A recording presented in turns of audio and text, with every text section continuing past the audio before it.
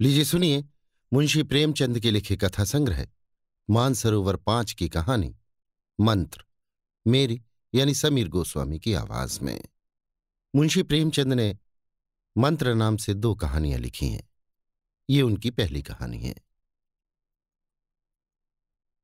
पंडित लीलाधर चौबे की जबान में जादू था। जिस वक्त वो मंच पर खड़े होकर अपनी वाणी की सुधावृष्टि करने लगते थे, श्रोताओं की आत्माएं तृप्त हो जाती थीं। लोगों पर अनुराग का नशा छा जाता था। चौबे जी के व्याख्यानों में तत्व तो बहुत कम होता था, शब्द योजना भी बहुत सुंदर न होती थी, लेकिन उनकी शैली इतनी आकर्षक, रंजक और मर्मस्पर्शी थी कि एक ही व्याख्यान को बार बार दोहराने पर भी उसका असर कम न होता, बल्कि घन की चोटों की भांति और भी प्रभावोत्पादक हो जाता था। हमें तो विश्वास नहीं आता, किंतु सुनने वाले कहते हैं उन्होंने केवल एक व्याख्यान रट रखा है और उसी को वो शब्दशः प्रत्येक सभा में एक नए अंदाज से दोहराया करते हैं। जातीय गौरवगान उनके व्याख्यानों का प्रधान गुण था। मंच पर आते ही भारत के प्राचीन गौरव और पूर्वजों की अमर कीर्ति का राग छेड़कर सभा को मुग्ध कर देते थे। यथा: सज्जनों, हमारी अधोगति की कथा सुनकर किसकी आंखों से अश्रुधारा न निकल पड़ेगी। हमें अपने प्राचीन गौरव को याद करके संदेह होने लगता है कि हम वही हैं या बदल गए। जिसने कल सिंह से पंजा लिया, वो आज चूहे को देखकर बिल खोज रहा है। इस पतन की भी कोई सीमा है? दूर क्यों जाइए, महाराज चंद्रगुप्त के समय को ही ले लीजिए। यूनान का सुविज्ञ इतिहासकार लिखता है कि उस जमाने में यहां द्वार पर ताले न डाले जाते थे, चोरी कहीं सुनने में न आती थी, व्यभिचार का नाम निशान न था, दस्तावेजों का आविष्कार ही न हुआ था, पुर्जों पर लाखों का लेन देन हो जाता था, न्याय पद पर बैठे हुए कर्मचारी मक्खियां मारा करते थे। सज्जनों, उन दिनों कोई आदमी जवान न मरता था। तालियां। हां, उन दिनों कोई आदमी जवान न मरता था। बाप के सामने बेटे का अवसान हो जाना एक अभूतपूर्व, एक असंभव घटना थी। आज ऐसे कितने माता पिता हैं जिनके कलेजे पर जवान बेटों का दाग न हो। वो भारत नहीं रहा, भारत गारत हो गया। यही चौबे जी की शैली थी।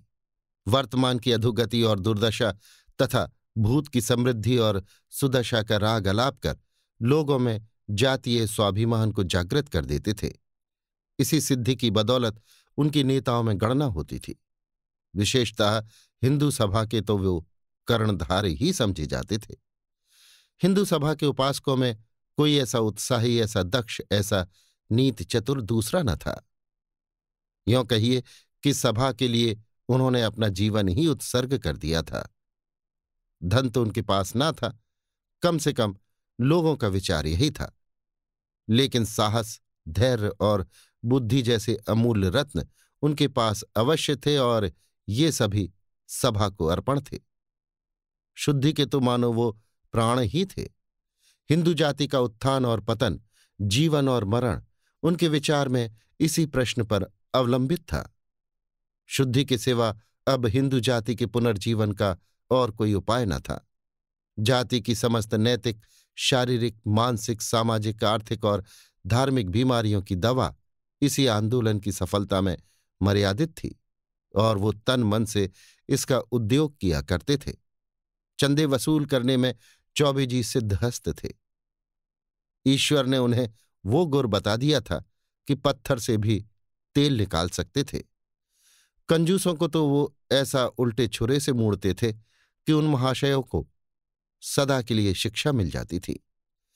इस विषय में पंडित जी साम, दाम, दंड और भेद चारों नीतियों से काम लेते थे। यहां तक कि राष्ट्रहित के लिए डाका और चोरी को भी क्षम्य समझते थे। गर्मी के दिन थे। लीलाधर जी किसी शीतल पार्वत्य प्रदेश को जाने की तैयारियां कर रहे थे कि सैर की सैर हो जाएगी और बन पड़ा तो कुछ चंदा भी वसूल कर लाएंगे। उनको जब भ्रमण की इच्छा होती तो मित्रों के साथ एक डेपुटेशन के रूप में निकल खड़े होते। अगर 1000 रुपये वसूल करके वो इसका आधा सैर सपाटे में खर्च भी कर दें तो किसी की क्या हानि। हिंदू सभा को तो कुछ न कुछ मिल ही जाता था। वो न उद्योग करते तो इतना भी तो न मिलता। पंडित जी ने अब की सपरिवार जाने का निश्चय किया था। जब से शुद्धि का आविर्भाव हुआ था, उनकी आर्थिक दशा, जो पहले बहुत शोचनीय रहती थी, बहुत कुछ संभल गई थी। लेकिन जाति के उपासकों का ऐसा सौभाग्य कहाँ कि शांति निवास का आनंद उठा सके। उनका तो जन्म ही मारे मारे फिरने के लिए होता है। खबर आई कि मद्रास प्रांत में तबलीग वालों ने तूफान मचा रखा है। हिंदुओं के गांव मुसलमान होते जाते हैं। मुल्लाओं ने बड़े जोश से तबलीग का काम शुरू किया है। अगर हिंदू सभा ने इस प्रवाह को रोकने की आयोजना न की तो सारा प्रांत हिंदुओं से शून्य हो जाएगा। किसी शिखाधारी की सूरत न नजर आएगी। हिंदू सभा में खलबली मच गई। तुरंत एक विशेष अधिवेशन हुआ और नेताओं के सामने वो समस्या उपस्थित की गई। बहुत सोच विचार के बाद निश्चय हुआ कि चौबे जी पर इस कार्य का भार रखा जाए। उनसे प्रार्थना की जाए कि वो तुरंत मद्रास चले जाएं और धर्म विमुख बंधुओं का उद्धार करें। कहने ही की देर थी। चौबे जी तो हिंदू जाति की सेवा के लिए अपने को अर्पण ही कर चुके थे। पर्वत यात्रा का विचार रोक दिया और मद्रास जाने को तैयार हो गए। हिंदू सभा के मंत्री ने आंखों में आंसू भरकर उनसे विनय की कि महाराज, ये बीड़ा आप ही उठा सकते हैं। आप ही को परमात्मा ने इतनी सामर्थ्य दी है। आपके सिवा ऐसा कोई दूसरा मनुष्य भारतवर्ष में नहीं है जो इस घोर विपत्ति में काम आए। जाति की दीनहीन दशा पर दया कीजिए। चौबे जी इस प्रार्थना को अस्वीकार न कर सके। फौरन सेवकों की एक मंडली बनी और पंडित जी के नेतृत्व में रवाना हुई। हिंदू सभा ने उसे बड़ी धूम से विदाई का भोज दिया। एक उदार रईस ने चौबे जी को एक थैली भेंट की और रेलवे स्टेशन पर हजारों आदमी उन्हें विदा करने आए। यात्रा का वृत्तांत लिखने की जरूरत नहीं। हर एक बड़े स्टेशन पर सेवकों का सम्मानपूर्ण स्वागत हुआ। कई जगह थैलियां मिली। रतलाम की रियासत ने एक शामियाना भेंट किया। बड़ौदा ने एक मोटर दी कि सेवकों को पैदल चलने का कष्ट न उठाना पड़े। यहां तक कि मद्रास पहुंचते पहुंचते सेवादल के पास एक माकूल रकम के अतिरिक्त जरूरत की कितनी चीजें जमा हो गईं। वहां आबादी से दूर खुले हुए मैदान में हिंदू सभा का पड़ाव पड़ा। शामियाने पर राष्ट्रीय झंडा लहराने लगा। सेवकों ने अपनी अपनी वर्दियां निकाली। स्थानीय धन कुबेरों ने दावत के सामान भेजे। रावटियां पड़ गईं।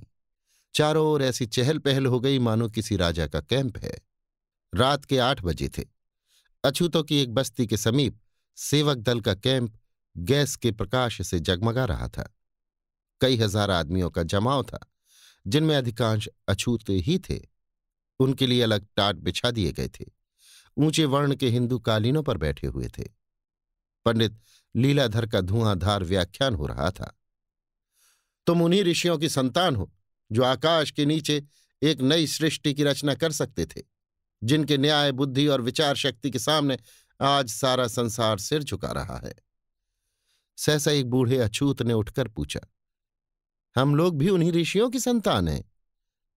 लीलाधर, निस्संदेह तुम्हारी धमनियों में भी उन्हीं ऋषियों का रक्त दौड़ रहा है। और यद्यपि आज का निर्दयी, कठोर, विचारहीन और संकुचित हिंदू समाज तुम्हें अवहेलना की दृष्टि से देख रहा है, तथापि तुम किसी हिंदू से नीच नहीं हो, चाहे वो अपने को कितना ही ऊंचा समझता हो। बूढ़ा, तुम्हारी सभा हम लोगों की सुध क्यों नहीं लेती? लीलाधर, हिंदू सभा का जन्म अभी थोड़े ही दिन हुआ है और इस अल्पकाल में उसने जितने काम किए हैं उन पर उसे अभिमान हो सकता है। हिंदू जाति शताब्दियों के बाद गहरी नींद से चौंकी है और अब वो समय निकट है जब भारतवर्ष में कोई हिंदू किसी हिंदू को नीच न समझेगा, जब वो सब एक दूसरे को भाई समझेंगे। श्री रामचंद्र ने निषाद को छाती से लगाया था, शबरी के जूठे बेर खाए थे।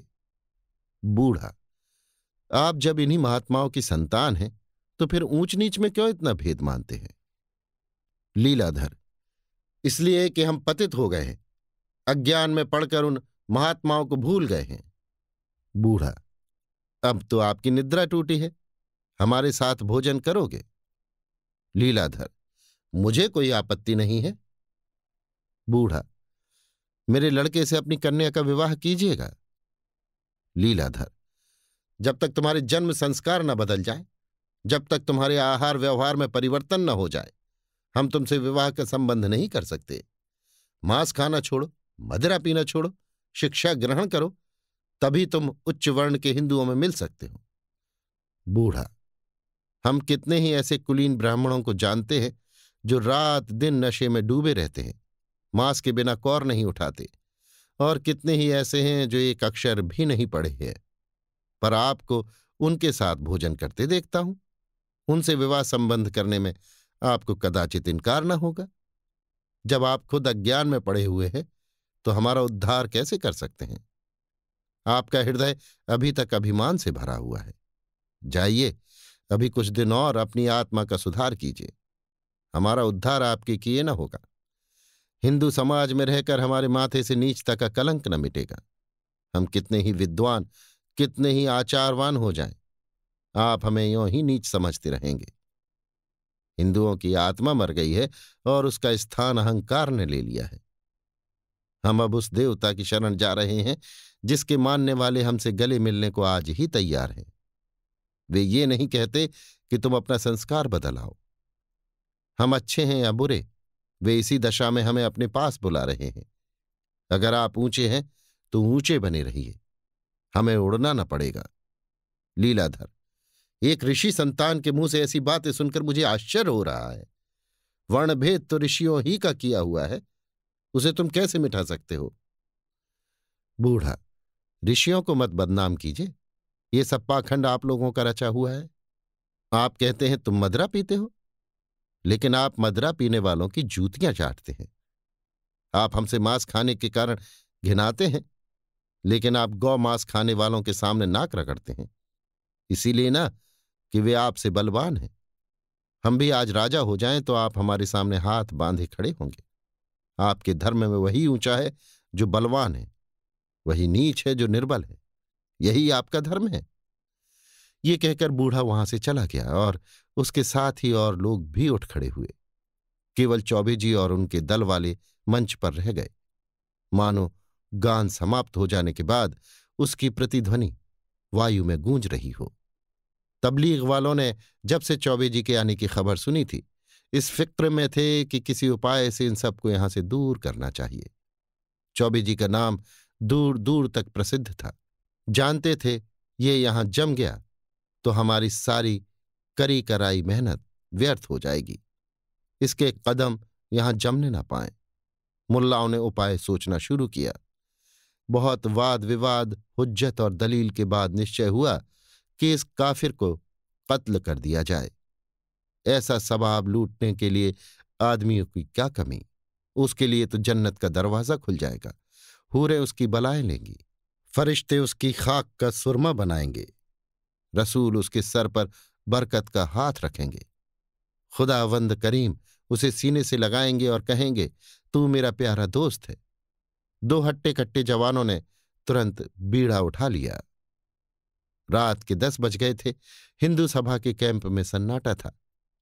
केवल चौबे जी अपनी रावटी में बैठे हिंदू सभा के मंत्री को पत्र लिख रहे थे। यहां सबसे बड़ी आवश्यकता धन की है।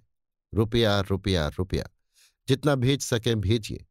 डेपुटेशन भेजकर वसूल कीजिए। मोटे महाजनों की जेब टटोलिए, भिक्षा मांगिए। बिना धन के इन अभागों का उद्धार न होगा। जब तक कोई पाठशाला न खुले, कोई चिकित्सालय न स्थापित हो, कोई वाचनालय न हो, इन्हें कैसे विश्वास आएगा कि हिंदू सभा उनकी हितचिंतक है? तबलीग वाले जितना खर्च कर रहे हैं उसका आधा भी मुझे मिल जाए तो हिंदू धर्म की पताका फहराने लगे। केवल व्याख्यानों से काम न चलेगा। असीसों से कोई जिंदा नहीं रहता। सहसा किसी की आहट पाकर वो चौंक पड़े। आंखें ऊपर उठाई तो देखा 2 आदमी सामने खड़े हैं। पंडित जी ने शंकित होकर पूछा, तुम कौन हो? क्या काम है? उत्तर मिला, हम इज़राइल के फरिश्ते हैं, तुम्हारी रूह कब्ज करने आए हैं।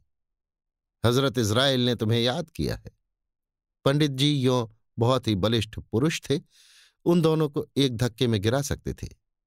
प्रातःकाल 3 पाव मोहन भोग और 2 सेर दूध का नाश्ता करते थे। दोपहर के समय पाव भर घी दाल में खाते। तीसरे पहर दूध या भंग छानते, जिसमें सेर भर मलाई और आध सेर बादाम मिली रहती। रात को डटकर ब्यालू करते, क्योंकि प्रातःकाल तक फिर कुछ न खाते थे। इस पर तुर्रा ये कि पैदल पग भर भी न चलते थे। पालकी मिले तो पूछना ही क्या, जैसे घर का पलंग उड़ा जा रहा हो। कुछ न हो तो इक्का तो था ही। यद्यपि काशी में 2 ही 4 इक्के वाले ऐसे थे जो उन्हें देखकर कहना दें कि इक्का खाली नहीं है। ऐसा मनुष्य नर्म अखाड़े में पट पड़कर ऊपर वाले पहलवान को थका सकता था। चुस्ती और फुर्ती के अवसर पर तो वो रेत पर निकला हुआ कछुआ था। पंडित जी ने एक बार कनखियों से दरवाजे की तरफ देखा। भागने का कोई मौका न था। तब उनमें साहस का संचार हुआ। भय की पराकाष्ठा ही साहस है। अपने सोटे की तरफ हाथ बढ़ाए और गरज कर बोले, निकल जाओ यहां से। बात मुंह से पूरी न निकली थी कि लाठियों का वार पड़ा। पंडित जी मूर्छित होकर गिर पड़े। शत्रुओं ने समीप आकर देखा, जीवन का कोई लक्षण न था। समझ गए काम तमाम हो गया। लूटने का तो विचार न था, पर जब कोई पूछने वाला न हो तो हाथ बढ़ाने में क्या हर्ज। जो कुछ हाथ लगा ले देकर चलते बने। प्रातःकाल बूढ़ा भी उधर से निकला तो सन्नाटा छाया हुआ था। ना आदमी ना आदमजाद। छोलदारियां भी गायब। चकराया ये माजरा क्या है। रात ही भर में अलादीन के महल की तरह सब कुछ गायब हो गया। उन महात्माओं में से एक भी नजर नहीं आता जो प्रातःकाल मोहन भोग उड़ाते और संध्या समय भंग घोंटते दिखाई देते थे। जरा और समीप जाकर पंडित लीलाधर की रावटी में झांका तो कलेजा सन्न से हो गया। पंडित जी जमीन पर मुर्दे की तरह पड़े हुए थे। मुंह पर मक्खियां भिनक रही थीं। सिर के बालों में रक्त ऐसा जम गया था जैसे किसी चित्रकार के ब्रश में रंग। सारे कपड़े लहूलुहान हो रहे थे। समझ गया पंडित जी के साथियों ने उन्हें मारकर अपनी राह ली। सहसा पंडित जी के मुंह से कराहने की आवाज निकली। अभी जान बाकी थी। बूढ़ा तुरंत दौड़ा हुआ गांव में गया और कई आदमियों को लाकर पंडित जी को अपने घर उठवा ले गया। मरहम पट्टी होने लगी। बूढ़ा दिन के दिन और रात की रात पंडित जी के पास बैठा रहता। उसके घर वाले उनकी शुश्रूषा में लगे रहते। गांव वाले भी यथाशक्ति सहायता करते। इस बेचारे का यहां कौन अपना बैठा हुआ है। अपने हैं तो हम, बेगाने हैं तो हम। हमारे ही उद्धार के लिए तो बेचारा यहां आया था, नहीं तो यहां उसे क्या लेना था। कई बार पंडित जी अपने घर पर बीमार पड़ चुके थे, पर उनके घर वालों ने इतनी तन्मयता से उनकी तीमारदारी न की थी। सारा घर, और घर ही नहीं, सारा गांव उनका गुलाम बना हुआ था। अतिथि सेवा उनके धर्म का एक अंग थी। सभ्य स्वार्थ ने अभी उस भाव का गला नहीं घोंटा था। सांप का मंत्र जानने वाला देहाती अब भी माघ पूस की अंधेरी मेघाच्छन्न रात्रि में मंत्र झाड़ने के लिए 10-5 कोस पैदल दौड़ता हुआ चला जाता है। उसे डबल फीस और सवारी की जरूरत नहीं होती। बूढ़ा मलमूत्र तक अपने हाथों उठाकर फेंकता, पंडित जी की घुड़कियां सुनता, सारे गांव से दूध मांगकर उन्हें पिलाता, पर उसकी त्योरियां कभी मैली न होती। अगर उसके कहीं चले जाने पर घर वाले लापरवाही करते तो आकर सबको डांटता। महीने भर के बाद पंडित जी चलने फिरने लगे, और अब उन्हें ज्ञात हुआ कि इन लोगों ने मेरे साथ कितना उपकार किया है। इन्हीं लोगों का काम था कि मुझे मौत के मुंह से निकाला, नहीं तो मरने में क्या कसर रह गई थी। उन्हें अनुभव हुआ कि मैं जिन लोगों को नीच समझता था और जिनके उद्धार का बीड़ा उठाकर आया था, वे मुझसे कहीं ऊंचे हैं। मैं इस परिस्थिति में कदाचित रोगी को किसी अस्पताल भेजकर ही अपनी कर्तव्यनिष्ठा पर गर्व करता। समझता मैंने दधीची और हरिश्चंद्र का मुख उज्ज्वल कर दिया। उनके रोए रोए से इन देवतुल्य प्राणियों के प्रति आशीर्वाद निकलने लगा। 3 महीने गुजर गए। ना तो हिंदू सभा ने पंडित जी की खबर ली और न घर वालों ने। सभा के मुखपत्र में उनकी मृत्यु पर आंसू बहाए गए। उनके कामों की प्रशंसा की गई और उनका स्मारक बनाने के लिए चंदा खोल दिया गया। घर वाले भी रो पीट कर बैठ रहे। उधर पंडित जी दूध और घी खाकर चौक चौबंद हो गए। चेहरे पर खून की सुर्खी दौड़ गई, देह भर आई। देहात के जलवायु ने वो काम कर दिखाया जो कभी मलाई और मक्खन से न हुआ था। पहले की तरह तैयार तो वो न हुए, पर फुर्ती और चुस्ती दुगनी हो गई। मोटाई का आलस अब नाम को भी न था। उनमें एक नए जीवन का संचार हो गया। जाड़ा शुरू हो गया था। पंडित जी घर लौटने की तैयारियां कर रहे थे। इतने में प्लेग का आक्रमण हुआ और गांव के 3 आदमी बीमार हो गए। बूढ़ा चौधरी भी उन्हीं में था। घर वाले इन रोगियों को छोड़कर भाग खड़े हुए। वहां का दस्तूर था कि जिन बीमारियों को वे लोग दैवी कोप समझते थे, उन रोगियों को छोड़कर चले जाते थे। उन्हें बचाना देवताओं से बैर मोल लेना था, और देवताओं से बैर करके कहाँ जाते। जिस प्राणी को देवताओं ने चुन लिया, उसे भला वे उसके हाथों से छीनने का साहस कैसे करते। पंडित जी को भी साथ ले जाना चाहा, किंतु पंडित जी न गए। उन्होंने गांव में रहकर रोगियों की रक्षा करने का निश्चय किया। जिस प्राणी ने उन्हें मौत के पंजे से छुड़ाया था, उसे इस दशा में छोड़कर वो कैसे जाते। उपकार ने उनकी आत्मा को जगा दिया था। बूढ़े चौधरी ने तीसरे दिन होश आने पर जब उन्हें अपने पास खड़े देखा तो बोला, महाराज, तुम यहां क्यों आ गए? मेरे लिए तो देवताओं का हुक्म आ गया है। अब मैं किसी तरह नहीं रुक सकता। तुम क्यों अपनी जान जोखिम में डालते हो? मुझ पर दया करो, चले जाओ। लेकिन पंडित जी पर कोई असर न हुआ। वो बारी बारी से 3 रोगियों के पास जाते और कभी उनकी गिल्टियां सेंकते, कभी उन्हें पुराणों की कथाएं सुनाते। घरों में नाज, बर्तन आदि सब्जियों के त्यों रखे हुए थे। पंडित जी पत्थ बना बनाकर रोगियों को खिलाते। रात को जब रोगी भी सो जाते और सारा गांव भाएं भाएं करने लगता, तो पंडित जी को भांति भांति के भयंकर जंतु दिखाई देते। उनके कलेजे में धड़कन होने लगती, लेकिन वहां से टलने का नाम न लेते। उन्होंने निश्चय कर लिया था कि या तो इन लोगों को बचा ही लूंगा, या इन पर अपने को बलिदान ही कर दूंगा। जब 3 दिन सेंक बांध करने पर भी रोगियों की हालत न संभली, तो पंडित जी को बड़ी चिंता हुई। शहर वहां से 20 मील पर था। रेल का कहीं पता नहीं, रास्ता बीहड़ और सवारी कोई नहीं। इधर ये भय कि अकेले रोगियों की न जाने क्या दशा हो। बेचारे बड़ी संकट में पड़े। अंत को चौथे दिन पहर रात रहे वो अकेले ही शहर को चल दिए और 10 बजते बजते वहां जा पहुंचे। अस्पताल से दवा लेने में बड़ी कठिनाई का सामना करना पड़ा। गंवारों से अस्पताल वाले दवाओं का मनमाना दाम वसूल किया करते थे। पंडित जी को मुफ्त क्यों देने लगे?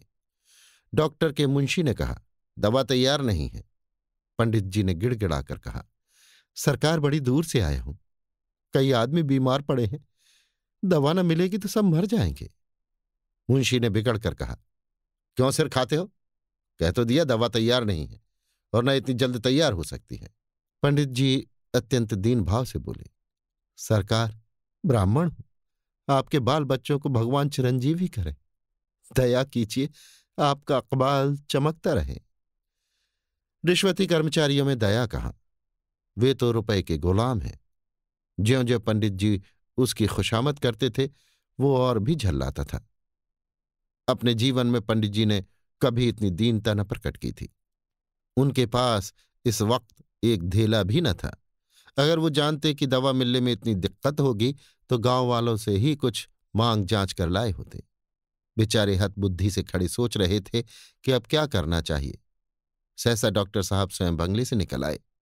पंडित जी लपक कर उनके पैरों पर गिर पड़े और करुण स्वर में बोले, दीनबंधु, मेरे घर के 3 आदमी ताउन में पड़े हुए हैं, बड़ा गरीब हूं सरकार, कोई दवा मिले।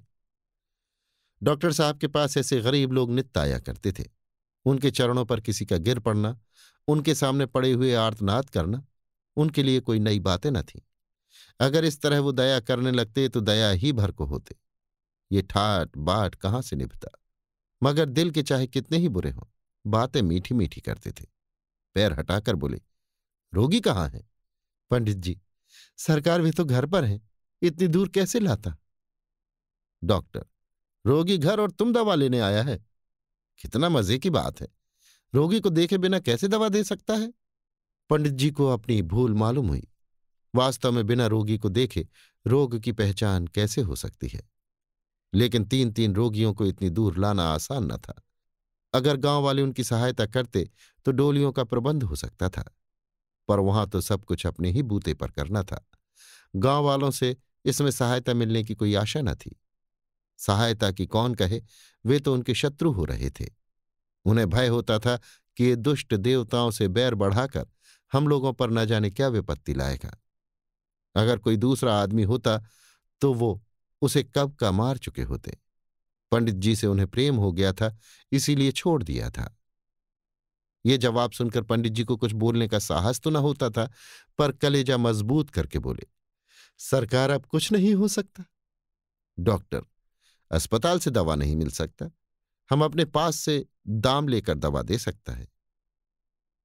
पंडित जी, ये दवा कितने की होगी सरकार? डॉक्टर ने दवा का दाम 10 रुपये बतलाया और ये भी कहा कि इस दवा से जितना लाभ होगा उतना अस्पताल की दवा से नहीं हो सकता।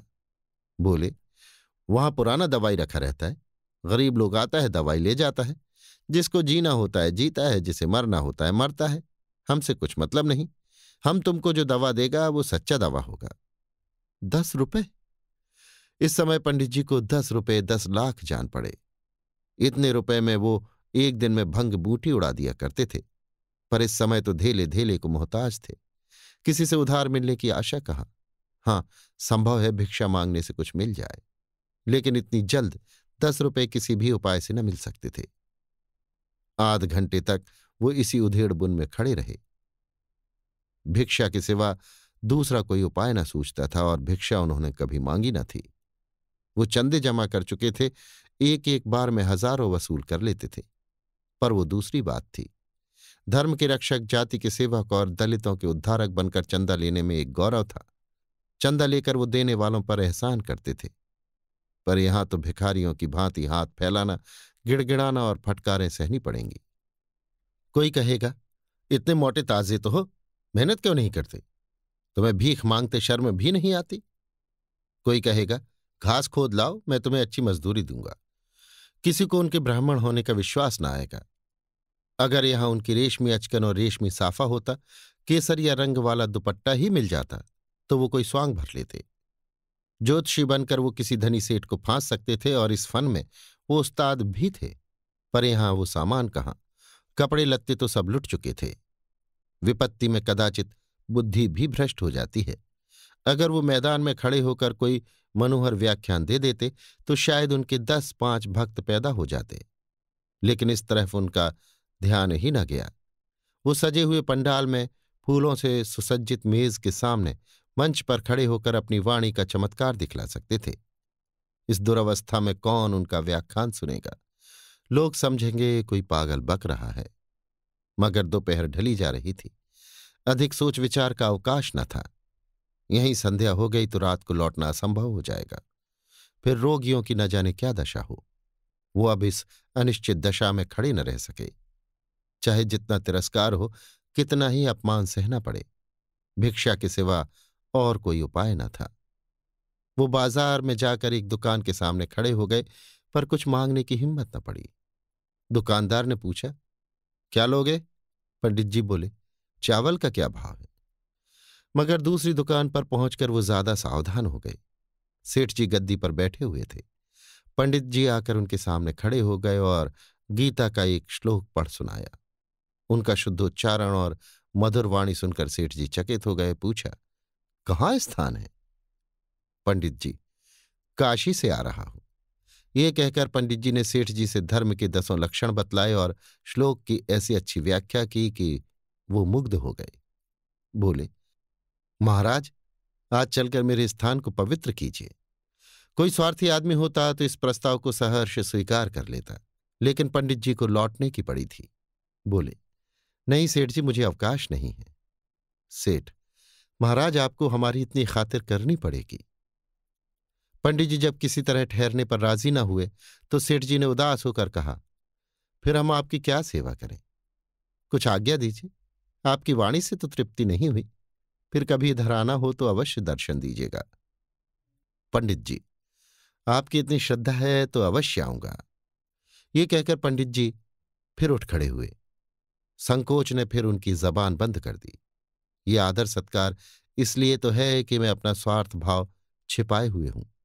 कोई इच्छा प्रकट की और इनकी आंखें बदली। सूखा जवाब चाहे ना मिले, पर यह श्रद्धा न रहेगी।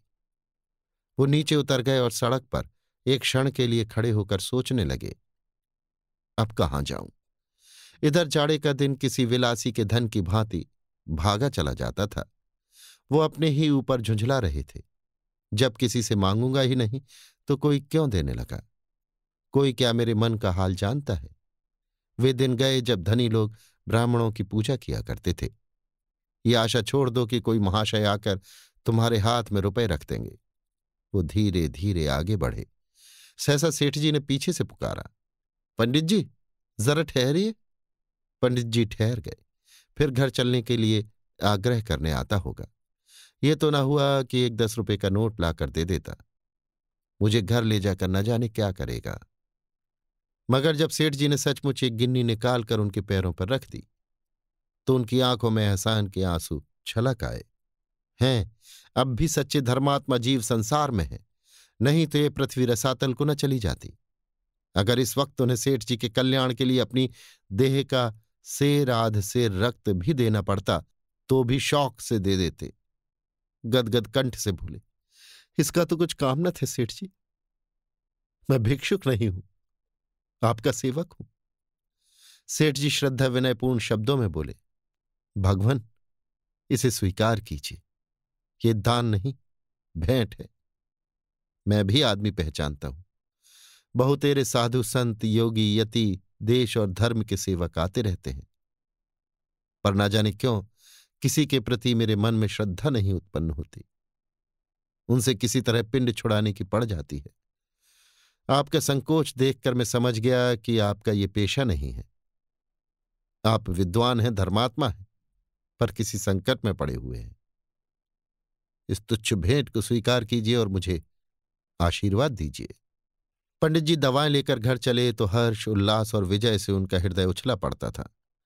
हनुमान भी संजीवनी बूटी लाकर इतने प्रसन्न न हुए होंगे। ऐसा सच्चा आनंद उन्हें कभी प्राप्त न हुआ था। उनके हृदय में इतने पवित्र भावों का संचार कभी न हुआ था। दिन बहुत थोड़ा रह गया था। सूर्यदेव अविरल गति से पश्चिम की ओर दौड़ते चले जाते थे। क्या उन्हें भी किसी रोगी को दवा देनी थी? वो बड़े वेग से दौड़ते हुए एक पर्वत की ओट में छिप गए। पंडित जी और भी फुर्ती से पांव बढ़ाने लगे, मानो उन्होंने सूर्यदेव को पकड़ लेने की ठानी हो। देखते देखते अंधेरा छा गया। आकाश में दो एक तारे दिखाई देने लगे। अभी 10 मील की मंजिल बाकी थी। जिस तरह काली घटा को सिर पर मंडराते देखकर गृहिणी दौड़ दौड़ सुखावन समेटने लगती हैं, उसी भांति लीलाधर ने दौड़ना शुरू किया। उन्हें अकेले पड़ जाने का भय न था। भय था अंधेरे में राह भूल जाने का। दाहिने बाएं बस्तियां छूटती जाती थीं। पंडित जी को ये गांव इस समय बहुत ही सुहावने मालूम होते थे। कितने आनंद से लोग अलाव के सामने बैठे ताप रहे हैं। सहसा उन्हें एक कुत्ता दिखाई दिया। न जाने किधर से आकर वो उनके सामने पगडंडी पर चलने लगा। पंडित जी चौंक पड़े, पर एक क्षण में उन्होंने कुत्ते को पहचान लिया। वो बूढ़े चौधरी का कुत्ता मोती था। वो गांव छोड़कर आज इधर इतनी दूर कैसे आ निकला? क्या वो जानता था कि पंडित जी दवा लेकर आ रहे होंगे? कहीं रास्ता न भूल जाए, कौन जानता है। पंडित जी ने एक बार मोती कहकर पुकारा तो कुत्ते ने दुम हिलाई, पर रुका नहीं। वो इससे अधिक परिचय देकर समय नष्ट न करना चाहता था। पंडित जी को ज्ञात हुआ कि ईश्वर मेरे साथ है, वही मेरी रक्षा कर रहे हैं। अब उन्हें कुशल से घर पहुंचने का विश्वास हो गया। 10 बजते बजते पंडित जी घर पहुंच गए। रोग घातक न था, पर यश पंडित जी को बदा था। 1 सप्ताह के बाद तीनों रोगी चंगे हो गए। पंडित जी की कीर्ति दूर दूर तक फैल गई। उन्होंने यम देवता से घोर संग्राम करके इन आदमियों को बचा लिया था। उन्होंने देवताओं पर भी विजय पाली थी, असंभव को संभव कर दिखाया था। वो साक्षात भगवान थे। उनके दर्शनों के लिए लोग दूर दूर से आने लगे। किंतु पंडित जी को अपनी कीर्ति से इतना आनंद न होता था जितना रोगियों को चलते फिरते देखकर। चौधरी ने कहा, महाराज तुम साक्षात भगवान हो, तुम न आ जाते तो हम न बचते। पंडित जी बोले, मैंने कुछ नहीं किया, ये सब ईश्वर की दया है। चौधरी, अब हम तुम्हें कभी न जाने देंगे। जाकर अपने बाल बच्चों को ले आओ। पंडित जी, हाँ, मैं भी यही सोच रहा हूं। तुमको छोड़कर अब नहीं जा सकता। मुल्लाओं ने मैदान खाली पाकर आसपास के देहातों में खूब जोर बांध रखा था। गांव के गांव मुसलमान होते जाते थे। उधर हिंदू सभा ने सन्नाटा खींच लिया था। किसी की हिम्मत न पड़ती थी कि इधर आए। लोग दूर बैठे हुए मुसलमानों पर गोला बारूद चला रहे थे। इस हत्या का बदला कैसे लिया जाए, यही उनके सामने सबसे बड़ी समस्या थी। अधिकारियों के पास बार बार प्रार्थना पत्र भेजे जा रहे थे कि इस मामले की छानबीन की जाए, और बार बार यही जवाब मिलता था कि हत्याकारियों का पता नहीं चलता। उधर पंडित जी के स्मारक के लिए चंदा भी जमा किया जा रहा था, मगर इस नई जोत ने मुल्लाओं का रंग फीका कर दिया। वहां एक ऐसे देवता का अवतार हुआ था जो मुर्दों को जिला देता था, जो अपने भक्तों के कल्याण के लिए अपने प्राणों को बलिदान कर सकता था। मुल्लाओं के यहां ये सिद्धि कहाँ, ये विभूति कहाँ, ये चमत्कार कहाँ? इस ज्वलंत उपकार के सामने जन्नत और अखूबत की कोरी दलीलें कब ठहर सकती थीं? पंडित जी अब वो अपने ब्राह्मणत्व पर घमंड करने वाले पंडित जी न थे। उन्होंने शूद्रों और भीलों का आदर करना सीख लिया था। उन्हें छाती से लगाते हुए अब पंडित जी को घृणा न होती थी। अपना घर अंधेरा पाकर ही ये इस्लामी दीपक की ओर झुके थे। जब अपने घर में सूर्य का प्रकाश हो गया तो इन्हें दूसरों के यहां जाने की क्या जरूरत थी? सनातन धर्म की विजय हो गई। गांव गांव में मंदिर बनने लगे और शाम सवेरे मंदिरों से शंख और घंटे की ध्वनि सुनाई देने लगी। लोगों के आचरण आप ही आप सुधरने लगे। पंडित जी ने किसी को शुद्ध नहीं किया। उन्हें अब शुद्धि का नाम लेते शर्म आती थी। मैं भला इन्हें क्या शुद्ध करूंगा? पहले अपने को तो शुद्ध कर लूं। ऐसी निर्मल पवित्र आत्माओं को शुद्धि के ढोंग से अपमानित नहीं कर सकता। ये मंत्र था जो उन्होंने उन चांडालों से सीखा था, और इसी के बल से वो अपने धर्म की रक्षा करने में सफल हुए थे। पंडित जी अभी जीवित हैं, पर अब सपरिवार उसी प्रांत में उन्हीं भीलों के साथ रहते हैं। अभी आप सुन रहे थे मुंशी प्रेमचंद के लिखे कथा संग्रह मानसरोवर 5 की कहानी मंत्र, मेरी यानी समीर गोस्वामी की आवाज में।